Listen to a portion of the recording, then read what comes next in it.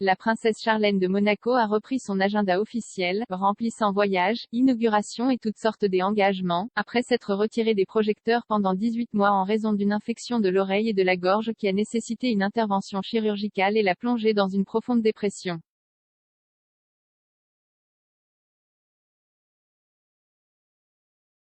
Alors qu'elle projetait une certaine normalité dans sa vie de tous les jours, elle a de nouveau suscité l'inquiétude après avoir partagé un portrait qui la représente avec un visage sérieux et affligé, dans lequel elle simule d'être derrière les barreaux.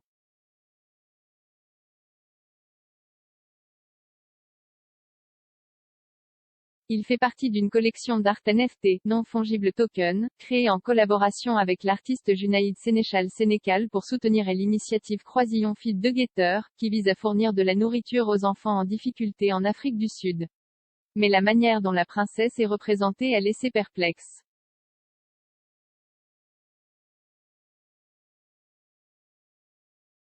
L'œuvre présente un portrait sépia de la princesse Charlène divisé en carrés.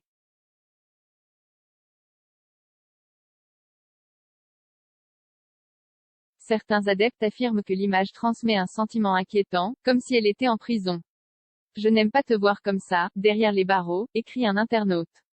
Un autre ajoute, c'est très bien fait et aussi très révélateur.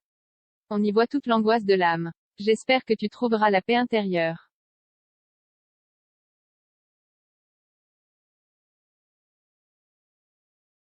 Ces dernières semaines, la princesse a fait plusieurs apparitions publiques avec son mari et ses enfants, notamment un voyage en Norvège et une sortie en F1. Dimanche, elle a rempli un engagement royal au centre hospitalier Princess Grace, où elle a rencontré des patients et des familles à la maternité.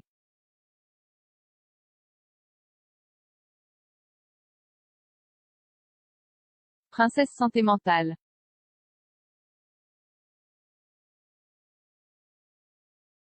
La santé mentale de Charlène suite à son retour à Monaco continue de susciter des inquiétudes. Albert de Monaco a été contraint de rompre son silence pour reconnaître qu'il était blessé par les rumeurs malveillantes qui se sont répandues sur son mariage après l'absence de sa femme.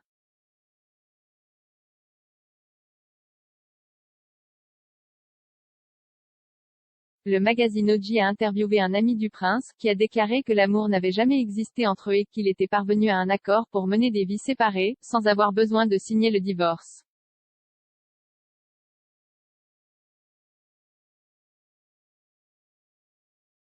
Les médias français ont publié qu'il aurait signé un contrat de 12 millions d'euros par lequel la princesse continuerait à remplir son agenda officiel. Un ruissellement incessant des informations qui ne s'arrête pas, ne montrant même pas de signe d'affection en public, comme ce baiser insolite aux portes d'un musée d'Oslo.